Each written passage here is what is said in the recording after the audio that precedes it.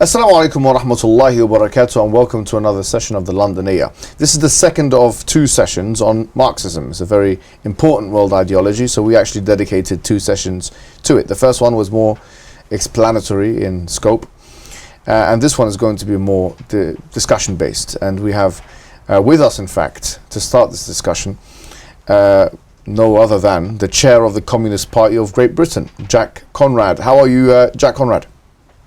I'm very well, thank you. Surviving COVID so far. Excellent. Maybe you can tell us a little bit more how to survive more than just COVID. But we're going to ask some questions, and Jack, we wanted to get it from you, obviously firsthand. You've written about communism yourself. You're the author of a book called Fantastic Reality, which I'm sure is freely available online. And you're also, as we mentioned, you're the leader of the Communist Party of Great Britain, so you have expertise both on the ground and in written works. First question, a very simple question, which is, how would you define Marxism, and how would you explain its implications, if it were to be implemented, on a political, social and economic level? Okay, well, I would define Marxism as a theory and practice of human liberation. Marxism is rooted deep in philosophy, not least German philosophy, but also in classic philosophy, so dialectics, but also, historical materialism, so the study of history, the attempt to grasp historic laws. You could say Marxism is also about economics, but Marx, I think, would have objected to that. He would call himself a critic of economics, but also it's about politics. And in terms of what would be the result would be, first of all, the overthrow of capitalism, the constitution of the working class as the ruling class, but crucially using a semi-state that withers away. So Marxism is actually about ending class of all sorts, ending exploitation, ending the antagonism between human beings and nature, and it's actually about a project of rounded individual development. So we're not anti-individual, we're in favour of the fullest possible individual development, but that's reliant on collectivity. In other words, we don't see the individual outside society. So that's my couple of minutes definition of Marxism. Okay, and the second question I want to ask you is the overlaps you see, since you've written about religion and politics, so you kind of delved into both spheres. What are the overlaps you see between Marxism and Islam in particular? Obviously, we should caveat this by saying that Marxism can be interpreted in a variety of different ways, as Islam can be as well. But generally speaking, how would you rate or analyze or assess the overlaps between Marxism and Islam? Well, first of all, I'd say with Islam, but all the Abrahamic religions, there's this idea of achieving a better world. Sometimes, certainly when it comes to Christianity, I have to excuse myself, I was brought up a Christian, so I know a little bit more about that. There is the idea, the better world is there for heaven when we're dead. But I think in all three, major religions, there is this idea of a better world here and now. I'd also say that as chair of the Communist Party, while we are guided by Marxism, we have no bar on people being religious. And indeed, in our own organisation, we've not only got people from a religious background, we've had in our ranks, for example, a Church of England vicar.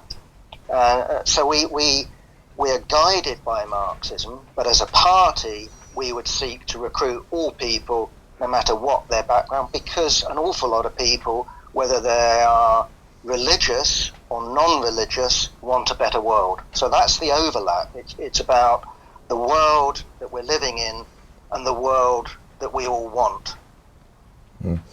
Before I continue asking questions, just wanted to ask the participants here if they have any probing or follow-up questions or any comments they wanted to make so far, just to involve everyone in the room. Is there any comments or questions that anyone has for Jack Conrad? I mean, I was just thinking that in terms of the Muslim world in the 20th century, we've had sort of leftist parties. So the Ba'ath Party in Iraq and Syria would claim themselves to be parties of maybe not communism as such and Marxism as such, but at least the left-leaning parties. And the experience that Muslims have had with that are very strong secular states, this sort of demonization of the practice of faith. So how can you then say that there is this sort of overlap between Islam specifically, I'm not talking general Abrahamic religion, but Islam and Marxism or communism or socialism? And I'm not even talking about communist states, I'm talking about leftist states. Let's not even go to places like Albania, Russia, and what happened to Muslims there. I'm not sure if you heard that, Jack. I did. Excellent, perfect, so I don't have to repeat.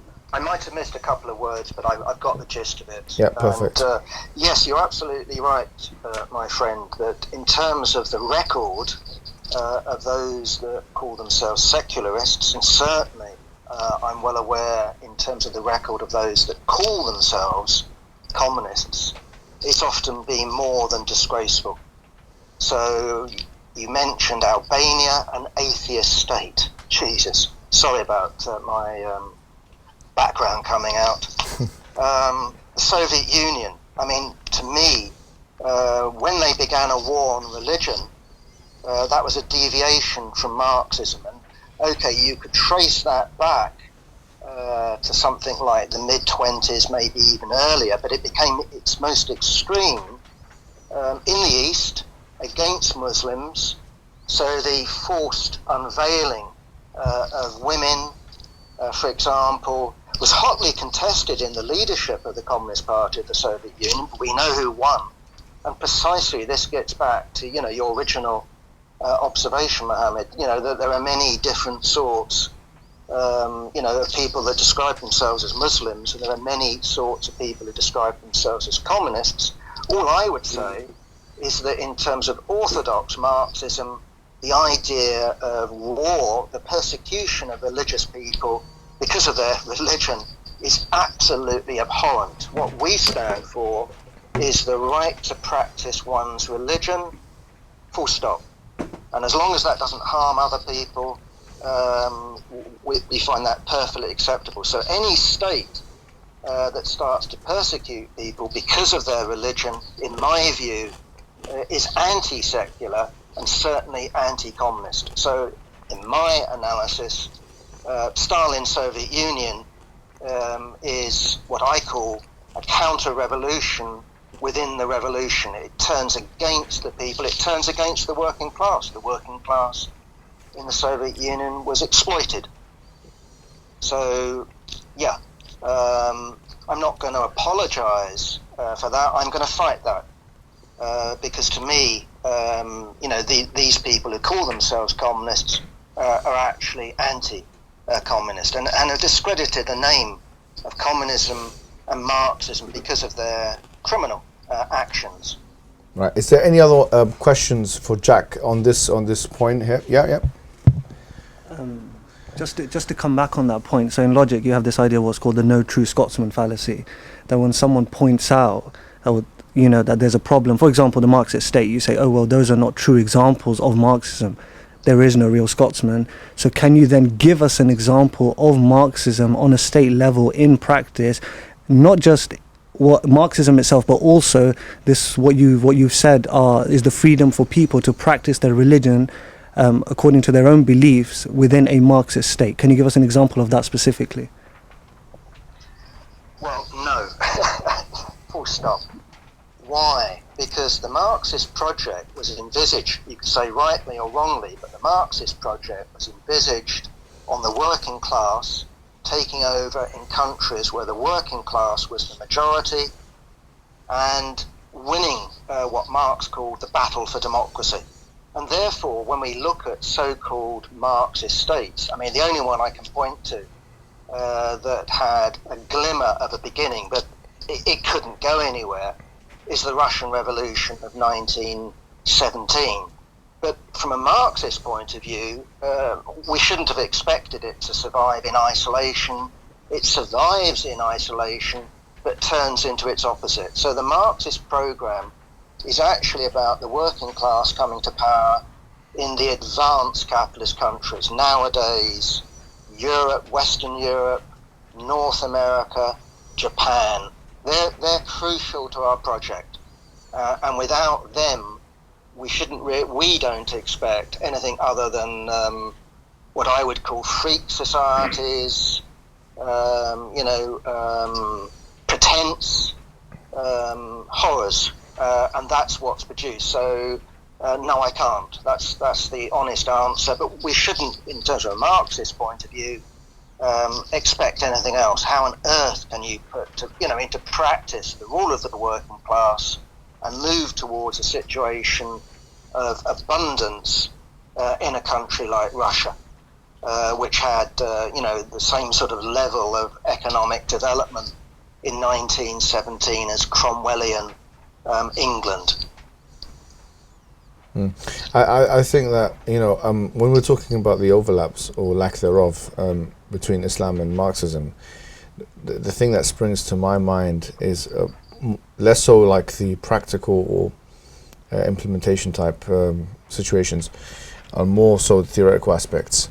So I'm not sure if you're aware, but Islam has a system of redistribution referred to as Zakat, one of the pillars of Islam, in fact, distributable to 8 different categories of people, and there are some very specific laws when it relates to Zakat of redistribution, and classically, they'll divide it on livestock and minerals and obviously gold and silver as well. And so what scholars have done today, and most people in the world do, is they say, well, since the people don't use gold and silver to buy and sell, they use money, fiat currency and so on, so they effectively redistribute using people's wealth. But that's not to say that 2.5%, which is the figure of zakatable income per year, is the only thing that's subtracted, because obviously if you have livestock as well, if you're a farmer, or if you have minerals of some sort, I think the Hanafi position you guys are here is anything that comes from, you got a Shafi'i, anything that comes from the ground is zakatable, right? Yeah. Anything that comes from the ground. So yeah, so it's zakatable and so on. Anything that comes from the ground. So things like that are redistribution aspects of Islam. And in fact, there is one thing which in the Quran it says, حتى لا تكون دولة بين الأغنياء منكم. It's talking about war booty, but then it states such that, and this is chapter 59 of the Quran, such that it does not become redistributed, i.e. the wealth, among the elites among you. This is the verse in the Quran. حتى لا تكون دولة بين الأغنياء منكم. Now you might say, I say حتى كي لا يكون دولة بين الأغنياء منكم. So that it doesn't become a redistribution among the elites of you. And interestingly, there's a discussion. I mean, someone will say, well, this is specific to war booty. But then there's another scholarly discussion, is العبرة بخصوص اللفظ لا بعموم اللفظ لا بخصوص السبب, or the idea that if phrases come and they're generic in application, then even if the circumstances of revelation are specific, that this is a, if you like, objective of the Sharia, which Islam has come. So in other words, we can take from this ayah, and we can take from the idea of redistribution in Islam, we can take from all that one of Islam's maqasid, if you like, or objectives, is that wealth is not distributed among elites. Definitely, this is, I mean, you can take, this is the Islamic stance. So we are definitely anti-capitalist. There's no doubt about that. We do believe in redistribution. We don't believe in a society where poor people should... Pardon? Capitalists believe in redistribution to an extent. Yeah, I mean, but in maybe in the ways that, I mean, a pure, libertarian maybe would not accept that. Yeah. So on that level, you can make it compatible with a kind of capitalism, but certainly not the usury. And this is another thing as well. Like, and I'm just offering additional maybe similarities and differences here, Jack. I'm not sure if are you still with us? I wonder, what's Marxism's take on interest? Hello? Your signal is pretty poor. Okay, can you hear me now? Can you hear me? Yeah. So I was follow your argument. Yeah. No, I was just saying that in Islam there are aspects of redistribution, and this is a point of intersection between Islam and, if you like, left-wing ideology, not just left-wing economic ideology, like fiscal left-wing policies. So there's that, and there's also which is a big thing, and I think rightly one of the participants wants me to ask you a question on this. Islam bans usury, interest. So it's obviously nowadays in banking and so on, the entire economy is practically predicated on interest rates and banking, the banking system. In fact, there is one prophecy of the Prophet Muhammad whereby he stated that there will come a time where usury will become so widespread.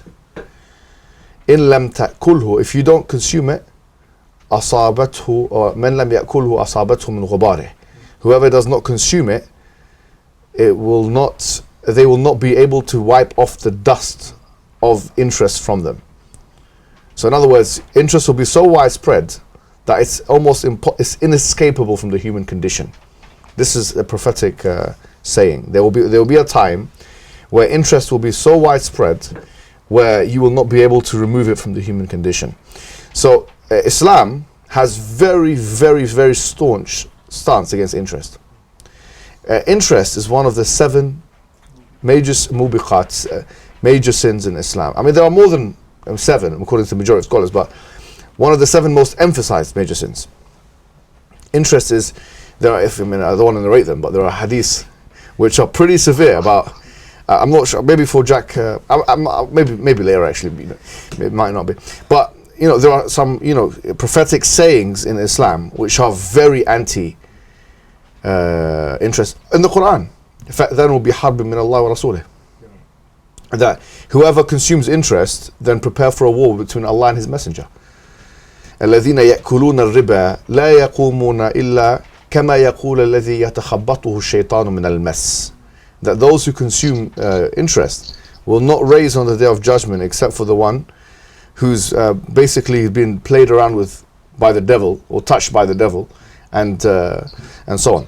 So the point is we have a very strong stance, anti-capitalist from that perspective, because modern day capitalism, a lot of it is characterized by the interest systems, and from that perspective Islam is anti-capitalist or anti-modern day capitalist systems, and obviously with the redistribution aspect as well.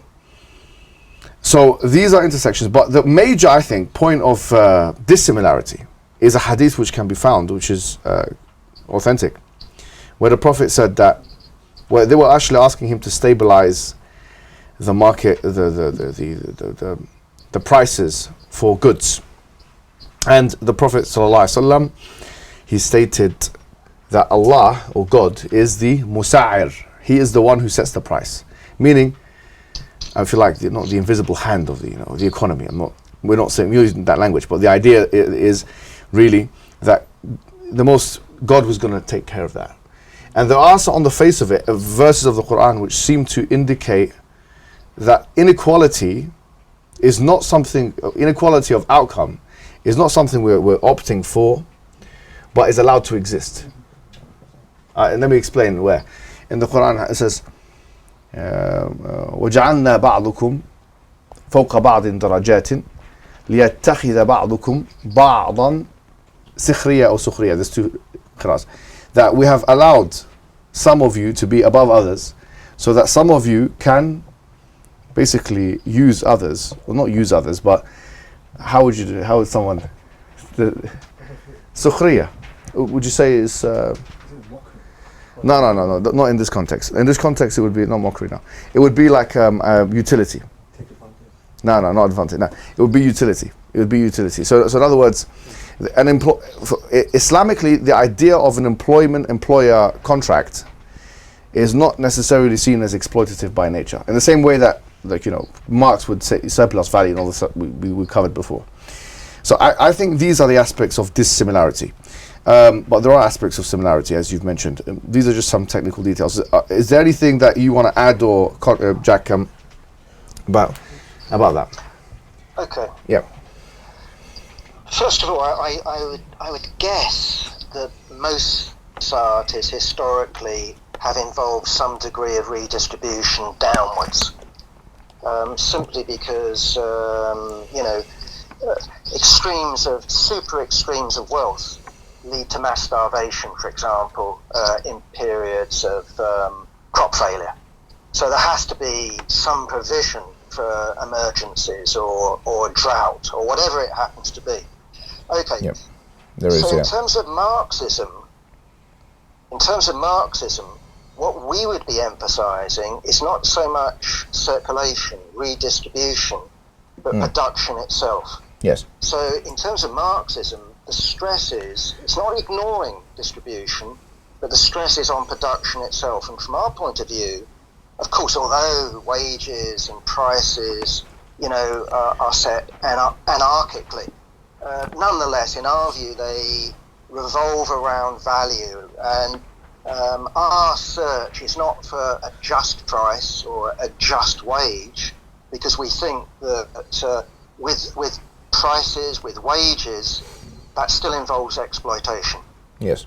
And therefore, what we're emphasising is that the working class, the productive class in society, takes over the means of production and goes towards a system that's based on need, not on greed, but on the basis that people are different and people have different needs. And it's also based on an assumption, and that might be a leap of faith, but I think I could argue why. But it's also based on people contributing according to their ability, hence the famous slogan of each according to their need, each according to their ability. So yes, there are crossovers, as you were saying. Nonetheless, there's clearly also distinct differences, because we don't think that there can be such a thing as a fair day's work for a fair day's pay.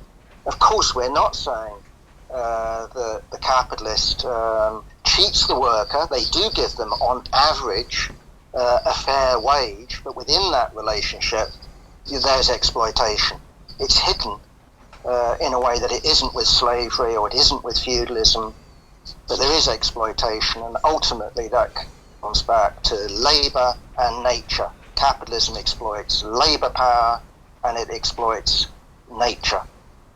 Yeah, I think, I was thinking about this myself, Jack, and I think a lot of the reason why Marx came to this conclusion, I don't think he's necessarily, within his own paradigm, inconsistent, actually, to be fair, having read him myself.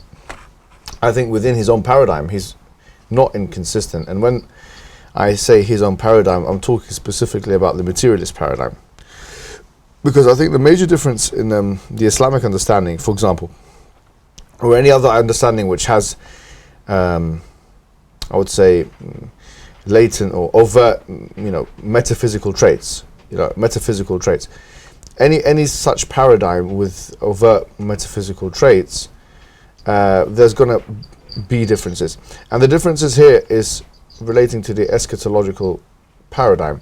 So from the Islamic position, this world that we're living in here, okay, the dunya, if you like, there is no prerequisite for everyone in this world to be equal in society.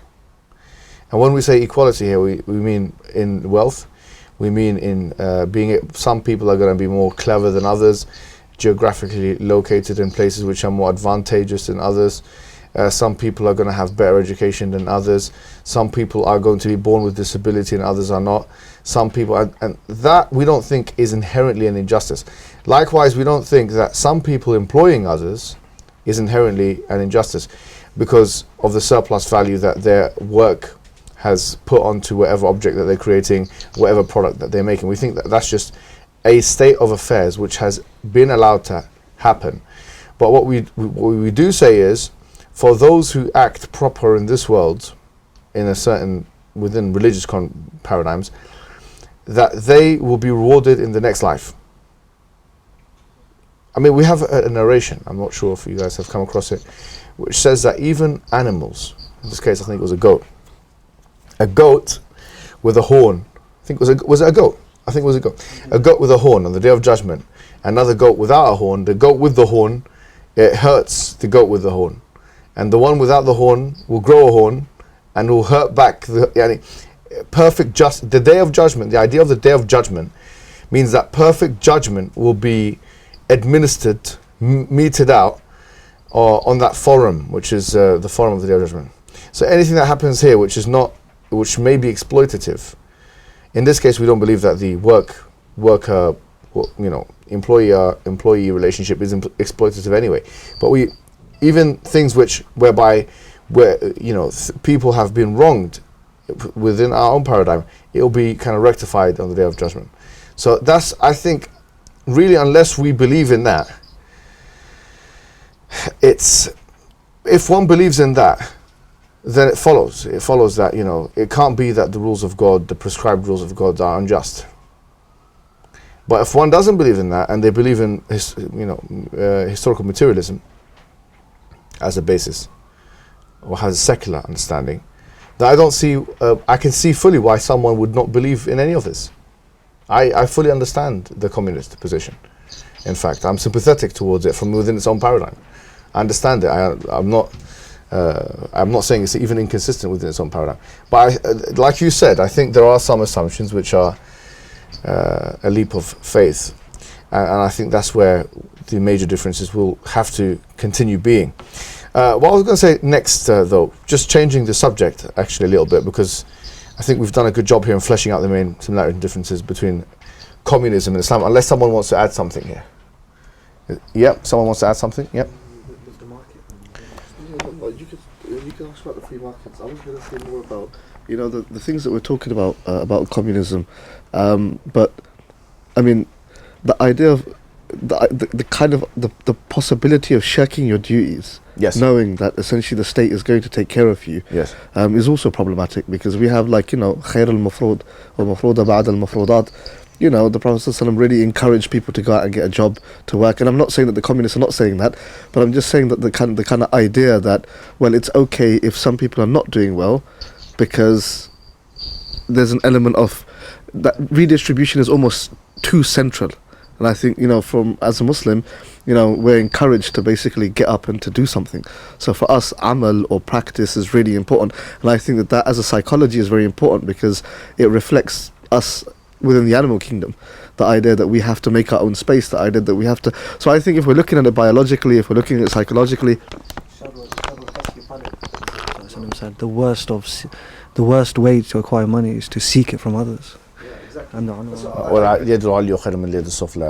upper hand is better than the lower hand. So I think from our paradigm it's quite clear that we do have an aspect of free market. We encourage definitely trade. Sayyidina Uthman, for example, the Prophet's son-in-law, was very wealthy, etc. But even if we didn't look at it from our paradigm, even if you were just looking at it without this paradigm, I still think that it would cause it doesn't reflect you as a human being. I think biologically and psychologically it doesn't reflect that, and that's just my I'm not sure if you heard all that, Jack. Do you want to come back and say anything, respond to it?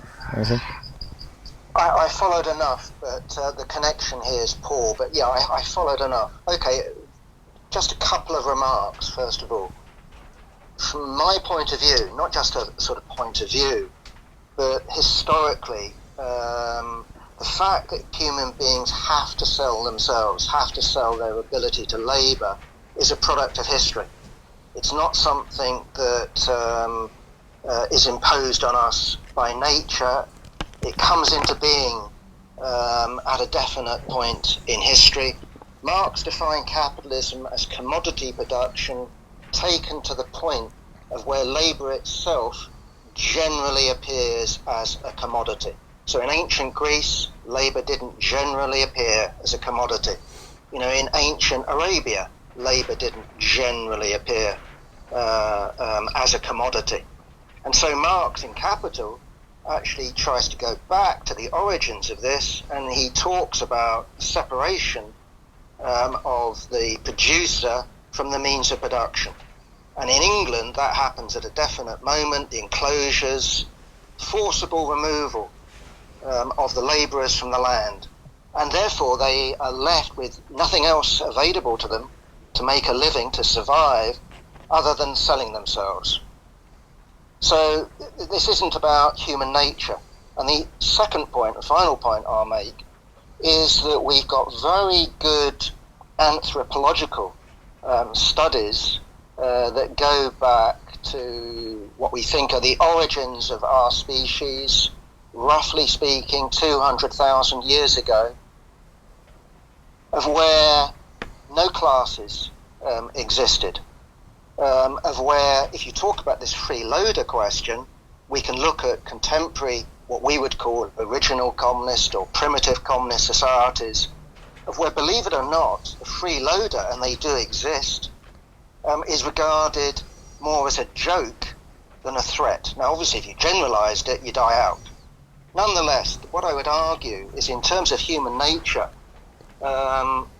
we survived and thrived for 200,000 years without exploitation, without classes, without a state. And the Marxist project is to go back to what we would call our true nature, but on a higher material level. Hence our view of capitalism, in that sense, providing the material foundations for what we would call advanced or modern communism. I guess I got one thing to say, and then one of the participants wants to ask a question as well. But before he does, I just want to just make one comment. And I think you've kind of alluded to it already with this idea of like surplus value. You didn't mention it, but you mentioned it in another way. I'll give one example, like of this brush here, which is I use it to comb my beard so I can look more like Marx, but a good-looking version of. But what I was going to say was, say for instance, that this is the materials that are required for this kind of brush is like £1. Okay, so the material. Now, I assemble it together, and my job is to put these bristles in here, and then this is sold then thereafter that for £1, £5.50. Let's say £2 for the sake of it, or whatever you want. Yeah, sent for £1.99, £2. Yeah. Now, so correct me if I'm wrong. I'm just going to tell you my understanding of surplus value, and you tell me if I. So basically, obviously, after all the kind of costs have been paid, that surplus, whereby I now, after the profits have been made, even the surplus is my work. I have put. It's like you said. You mentioned it. It's almost has become a commodity in itself. So my constructing these bristles onto this brush is the commodity here, which is now being given or transferred, and on the Marxist paradigm, exploitatively taken, right, from me to the owner of production. Is that so far so good, right?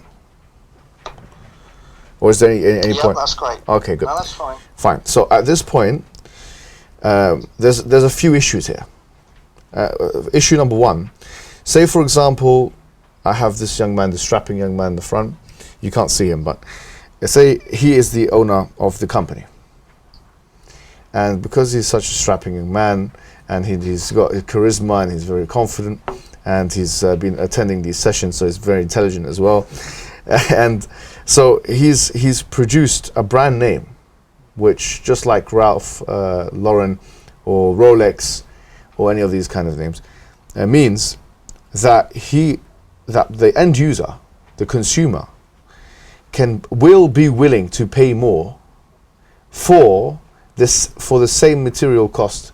So for example, if I had someone else, another factory, where someone else was producing exactly the same brush, okay, with the same exact composite parts, but for a much more expensive price, $9.99, not $1.99, then who gets the credit? This is the question. Who should get the credit for the fact that larger profits have been made? Should it be this entrepreneur, this young, strapping and charismatic and confident entrepreneur in the front, or should it be me because I've assembled it together? Because if it was a matter of Well, me, because I've assembled it and put it together and it's a hidden commodity. Then ceteris paribus, everywhere where the same materials are found and the same composite things are there, then it should be the same cost. The assumption, therefore, that it's the same cost for that labor costs the same everywhere, especially in modern societies where it's driven by demand and supply, is seemingly a false assumption. What would you say to that? Well, first of all, yes, that would be a false assumption. Indeed, it would be, at risk. It would be stupid, and Marx wasn't that stupid. So what his assumption is that price and value will diverge, and some products, some commodities will sell above their value, some will sell below. But on average, that will work itself out over billions and billions of commodity exchanges. So hence the assumption of life. It's, how should I put it, a working hypothesis, which I think can be supported, because if you take your standard capitalist economics, they have a big problem in describing where profit comes from. Okay. But can I come back on one point? So sorry to cut you off. Of course. No, it's all right. I don't know if you've seen the Date Just Watch, the Rolex or Date Watch. They're very good-looking watches. Now, if you try and buy them, the starting price is about £4,700. Don't ask me why. I know. Not that I've trying to invest in anything like that myself, but I know this. I actually had a conversation with somebody recently that he has a Date watch, classic, £20,000 it's worth. Well, this is the point. How do we know what it's worth? And this question, obviously, the modern assumption of free market economics is that value is determined by demand and supply. Now, the problem here, of course, is if we say that it's because you mentioned above their value and below their value, but their value is itself determined by demand and supply. So how can it be above a value which is yet to be determined by the demand and supply? Can you see the cyclical nature of saying above and beyond? Can you see the issue? How would you resolve that? Well, first of all, I would reject the idea that value is determined by demand and supply. Okay. That's the first thing. Okay. What I would do is go back to your original assumption, and that is to say that value is determined by inputs, and therefore the inputs are the hairs on the brush, the wooden bit, but also the labour power that you have put in to transforming those products. And again, the Marxist assumption on average is that you will be paid the value of your labour power, i.e. what is necessary for you to reproduce yourself and reproduce labour power in terms of a future generation. So that's the Marxist argument, not supply and demand. Of course, we don't by inputs. Can you explain that a little bit more then? So when you say value is determined by input, so let's flesh this out just a little bit more. Can you just explain that just as a standalone? First of all, what do you mean by that exactly? So I can write it down. Well, what we're talking about is Marx begins in Capital with defining a commodity. He says on the one side it's got use value, and on the other side it's got exchange value. So when Marx talks about value, in the main he's talking about exchange value, and that's determined by the market. Are you prepared to buy it? So we're talking about demand supply with that. Well, okay. Nonetheless, we're still not talking about what determines its value, because a commodity, right, might have a high value, but be forced by competition to sell below its value. But then, would that mean that the value intrinsically changes, or does it stay the same, or what happens to the value? The value will change according to the inputs, but what we're talking about here is the question of realization. And so some capitalists, because of clever marketing or because they're exploiting their workers with high technology, or whatever the reason happens to be, will realize the value of that commodity, and they can realize extra value. And therefore some capitalists will not realize that value and either operate at a very low level of profit or be forced out of business. So we have a difference between value and realization. But do you know when you said that a value, it changes according to its inputs, right? Yeah. So say for example you have a commodity, right? And it has a certain value, yeah? Now, as a standalone, without any input, first and foremost, let's just start with that. No one's touched it. A chunk of gold, a gold bar, just to you, is on the floor there somewhere. A Rolex watch, maybe. I don't know. They watch, or just watch. A chunk of gold bar. It's on the floor. What is the value of that chunk of, that bar of gold? No one's touched it. Well, okay. First of all, clearly, Mohammed, a bar of gold has been touched. I mean, by definition. Okay. You got me there. Fine. Let me go with your argument. An apple from the tree. Thank you. Yeah, an apple from the tree. I'll put it on its feet. There is a nugget of gold on the ground. Yeah. Right? A nugget of gold. You're walking along the road, or not the seashore. An apple from the tree, like the brother said. An apple. Yeah. That apple, for Marxism, has got no value. It's been supplied free by nature. So has no value. No value. Okay, it's great. A product of nature with Beautiful. no value. So what's its use value? It's got precisely an apple. It's got loads of use value. You can eat it. So that's why we're defining a commodity. So wait, when you say it has no value, you're talking about exchange value, or because you said, remember we said that value is exchange and use. You can pick it up and you can eat it, unless you're. So is it Is it valuable? Is it? When you say no value, it's got value. It's got use value. Okay, it has use value. Unless you take it to the market, it's got no exchange value and therefore no value. But yeah, we all like apples. Okay, so but it's got use value. I seem to be. I might be, maybe misreading what you're saying, and please correct me if I'm wrong.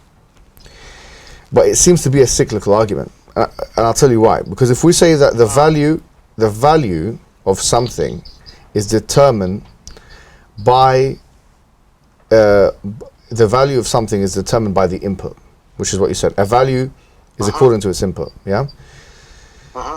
And if I ask you, how do you prove that a value of something is? How do you prove that a value of something is according to its input?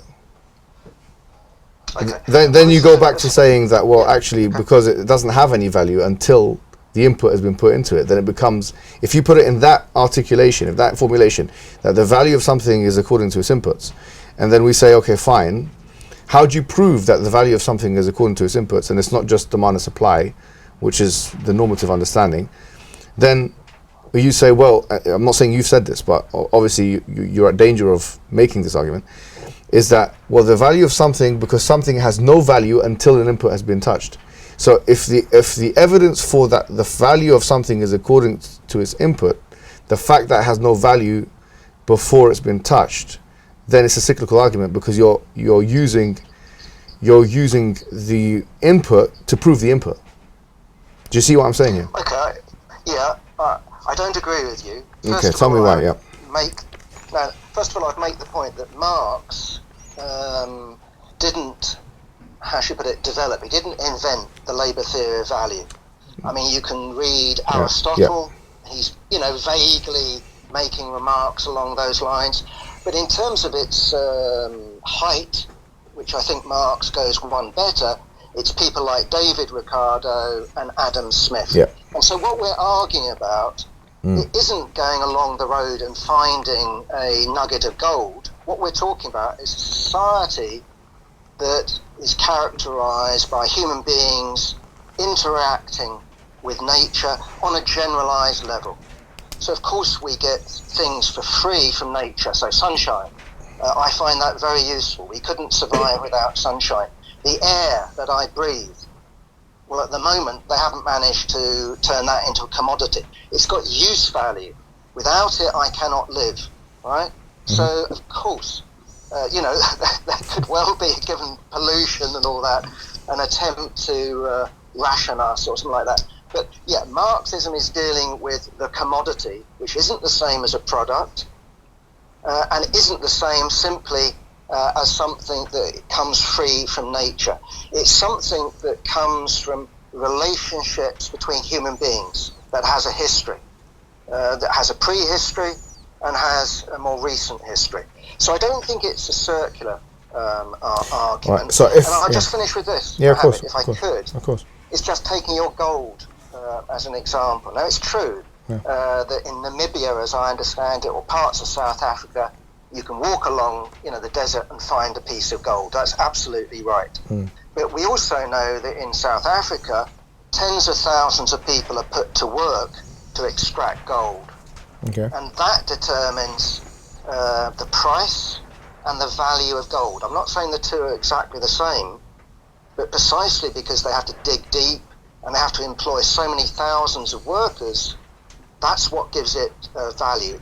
Gold can be a useful metal, but what gives it its price, its value, in terms of being a tiny little nugget, is the amount of labour, ultimately. Yeah, machinery, but I'd say that is crystallised labour from the past. So it's labour, plus nature, of course. Okay, so I guess if it's not circular, let me ask you this question then. If a value changes according to its inputs, which is what you said, how do you prove that a value changes according to its inputs, in a sense, without saying that, without stating that because had it not had an input, that the value would change, which would be the circular argument. So how do you prove this premise, which is a value changes according to its inputs, without employing the circular argument of saying that without the input, the value wouldn't change? Well, from my knowledge of standard economics, and I didn't study it at university, but what you've got is the idea of various inputs going into what I would call a commodity. So classically it's land, where you have your factory or you have your agriculture, it's raw materials, and it's labour. And I think the interesting thing for people new to Marxism, and I have to include myself at some point, it's very humble of you being a leader of the party.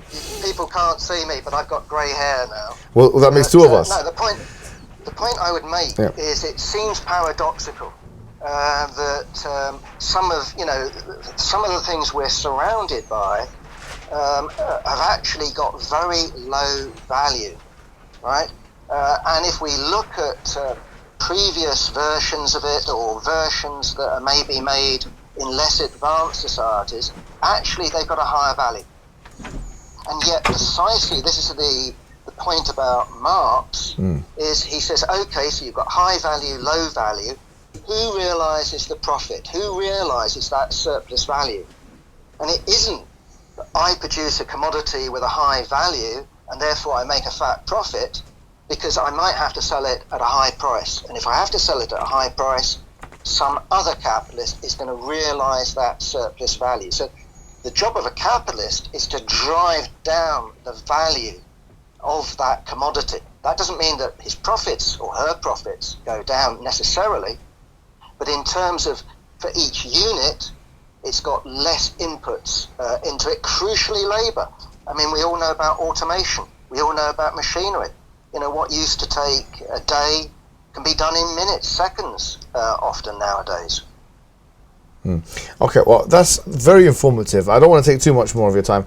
I want to ask you just two more questions and see, and then round it up. People are aware of what Marxism is, I think, now, based on the aforementioned conversation. But what would you say are the differences between Marxism, communism, socialism, and social democracy? What, generally speaking, are the main areas of demarcation? Well, first of all, it's a bit of a funny one, because I'm not quite sure, but certainly in terms of classic Marxism, people like Lenin, the contemporaries of Marx, Marx's comrades in Germany, they called themselves social democrats. Okay. So the first name of Lenin's party was the Russian Social Democratic Labour Party. In 1914, that changed because World War I and most leaders of social democracy supported the war. And Lenin said, well, we can't call ourselves Social Democrats anymore. Hence the going back to the word that Marx had originally used to describe himself back in the Communist Manifesto, I'm a communist. Right. So if we now take at least my use of the word socialism, it simply means the transition period between capitalism and communism. It's a state, semi-state, but it's the transition from capitalist society bearing all its imperfections to communism, which is about production for need, people working according to their ability. So that's a very short answer with all sorts of stuff left out, but it's one of these paradoxes. It shows you how words change. Finally, I want to talk about, I'll just ask you one last question. I know I'm taking up lots of your time, and I think everyone here is very grateful for your time. Enjoyed it. I enjoyed it. We have as well. Very stimulating. Yeah. We'll give questions at the end, but one more question from me. It's just about the Uyghur situation, as you know, because there's a small Muslim minority in East Turkestan of persecuted individuals, and obviously China refers to itself as the Chinese Communist Party, or the governing party in China refers to itself in those terms. What do you think the position is, or what would Marx's position be himself, or your position even on the kind of things that are happening in the area? It's very difficult because we're in a situation of a new Cold War, and therefore when I read American sources, British sources, my own instant response is that true? So I'm not convinced about the idea of genocide. I'm certainly convinced about the idea of oppression and exploitation. To me, when I look at the Chinese Communist Party, what you've got is something that's turned into its opposite. When it was founded in 1921, they clearly had different goals than compared with what they've now got. Either way, you asked me about what Marx would have thought, and I think he would have been appalled that people are carrying out national oppression in the name of Marxism and communism. But the problem that people like myself has got is, do I carry on calling myself a communist, or do I want to call myself something else? I've already illustrated Lenin in 1914 saying, I don't want to call myself a social democrat anymore. It's a decision that I've made personally, that I want to continue calling myself a communist, and yet point the finger at the Communist Party of the Soviet Union under Stalin and his successors, and Xi and Mao. And my argument is, well, they're not communists. They call themselves communists. Well, that's a problem for me. But I think, again, one thing that comes to my mind, and I think it was from Lenin, and he said, well, the problem that we've got, and that's, call them social democrats, communists, socialists, is if we called ourselves the party of pink angels, our enemies would turn pink angels into the devil.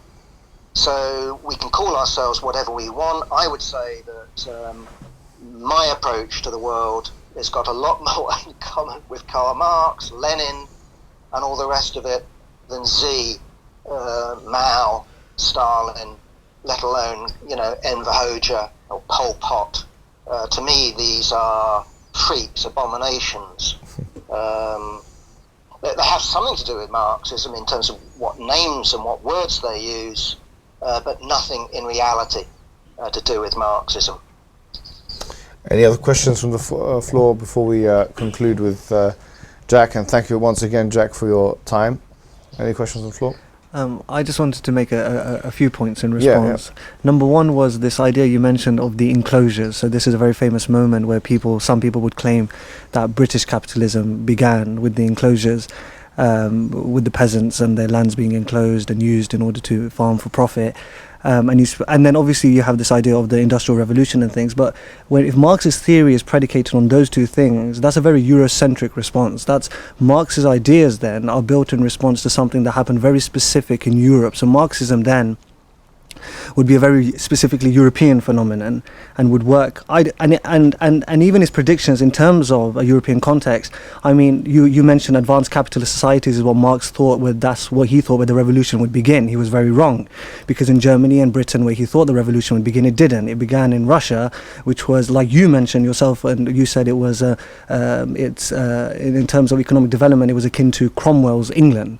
Which is again Marx's predictions. As somebody who claimed to be a scientist making predictions, historical materialism, he came out to be very incorrect in the predictions that he made, and obviously the fact that it's so Eurocentric makes his universality not practical. And I think in terms of the Islamic system, I think one of the big problems I think Muslims would have is this idea, one of the core things about Marxism is this idea of alienation. And this is taken from Hegel. Can you define it, please, before you continue? Yeah. Alienation is this idea that you have been how would you put it?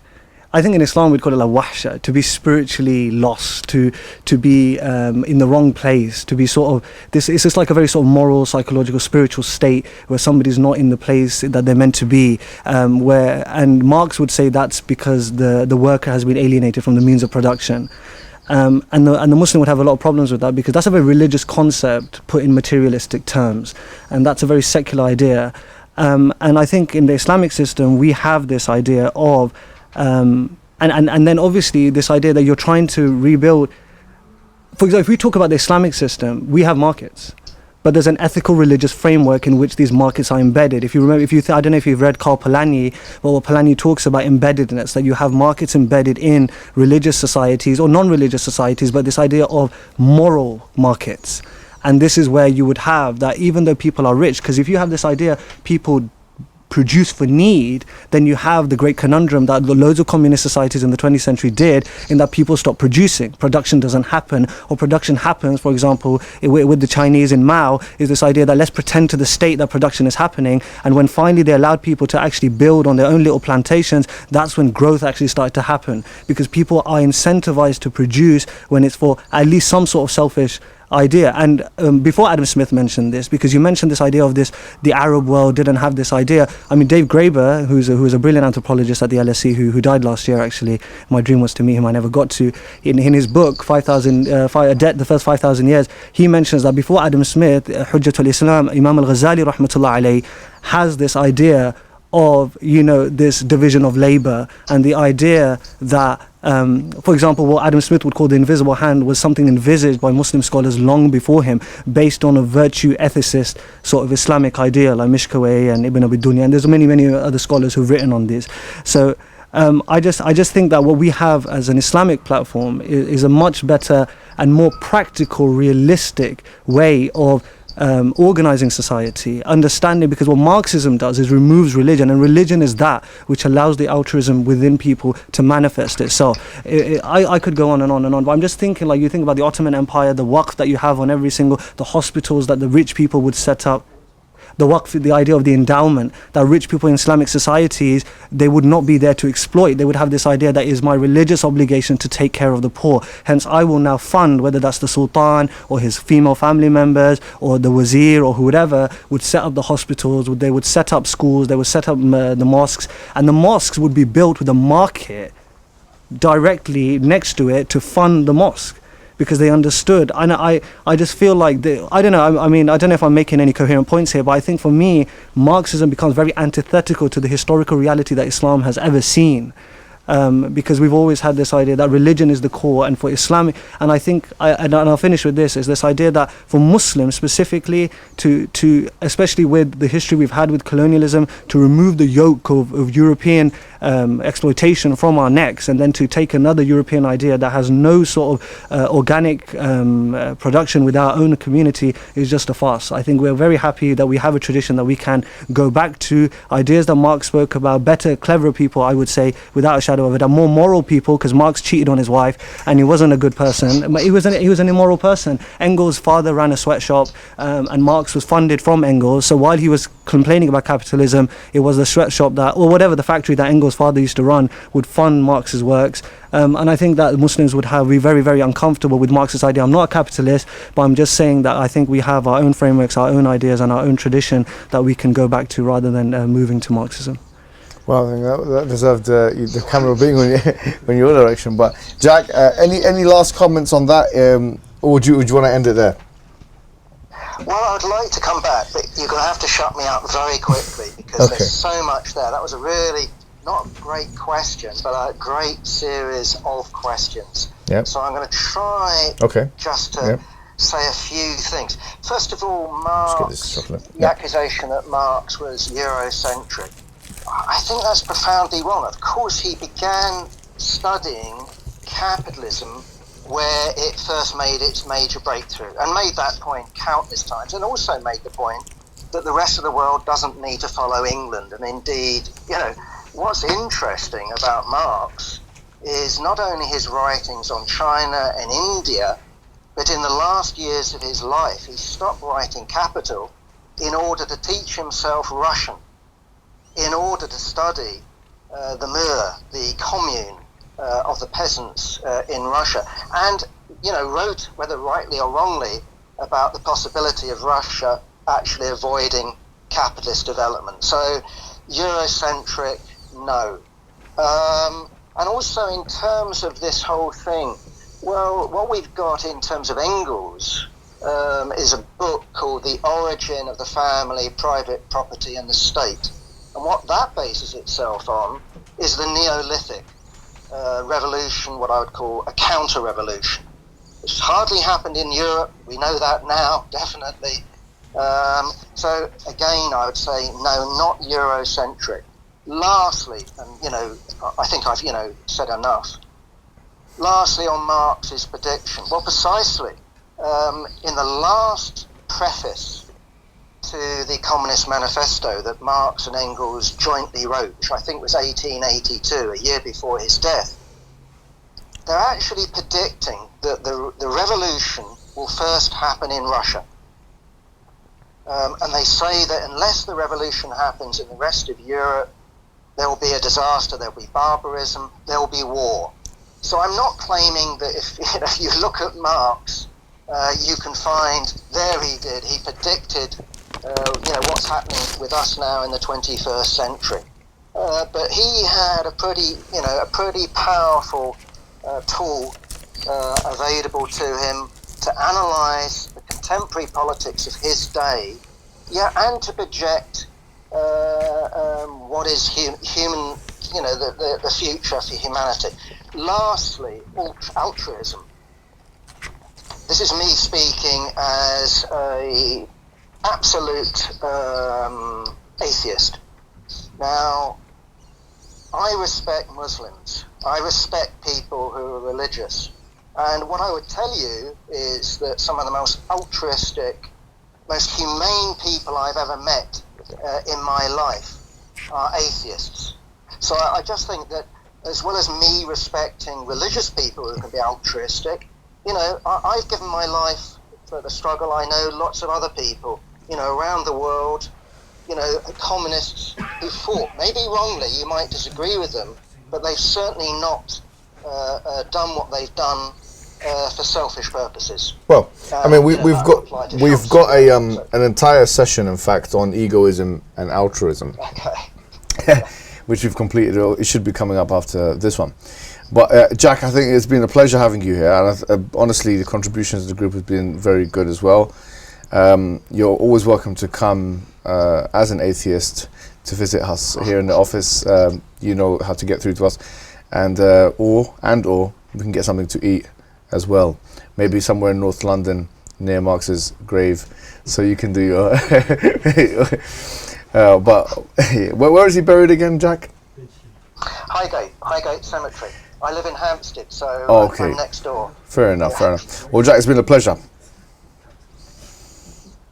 Yeah, thank you very much. I enjoyed it very much. Thank you so much for your time. I'll see you later. Yeah. Bye. And that concludes our session today. Some very fantastic contributions from our very special participants. I feel like I should have been on this side of the camera on many occasions at this time, and hopefully I will be on this side of the camera, and those on the other side will take a leading role. This is the whole point of the Sapience Institute, series, the Londoniyyah. And with that, we conclude. Wassalamu alaikum wa rahmatullahi wa barakatuh.